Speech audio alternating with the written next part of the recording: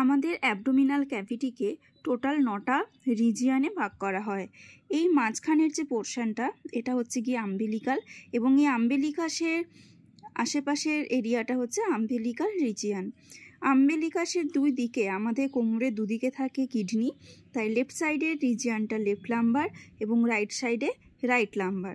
আম্বিলিকাসের ওপরে এপিগ্যাস্ট্রিয়াম, এবং এপিগ্যাস্ট্রিয়াম রিজিয়নের আপার লেফটে থাকে লেফট হাইপোকন্ড্রিয়াম এবং রাইট সাইডে থাকে রাইট হাইপোকন্ড্রিয়াম। আম্বিলিকাস রিজিয়নের নিচের পোর্শন হাইপোগ্যাস্ট্রিয়াম, হাইপোগ্যাস্ট্রিয়ামের বাঁ দিকে থাকে লেফট ইলিয়াক ফোসা এবং রাইট সাইডে থাকে রাইট ইলিয়াক ফোসা। তাহলে আরেকবার যদি আমরা রিভিশন করি, টোটাল অ্যাবডোমেনকে আমরা যদি 9টা রিজিয়ন করি, তাহলে একদম মিডিলের রিজিয়ন হচ্ছে আম্বিলিকাল। আম্বিলিকালের ডান দিকে হচ্ছে রাইট লাম্বার রিজিয়ন, বাঁ দিকে লেফট লাম্বার রিজিয়ন। আম্বিলিকাস রিজিয়নের ওপরে এপিগ্যাস্ট্রিয়াম, এপিগ্যাস্ট্রিয়ামের ডান দিকে রাইট হাইপোকন্ড্রিয়াম এবং লেফট সাইডে লেফট হাইপোকন্ড্রিয়াম।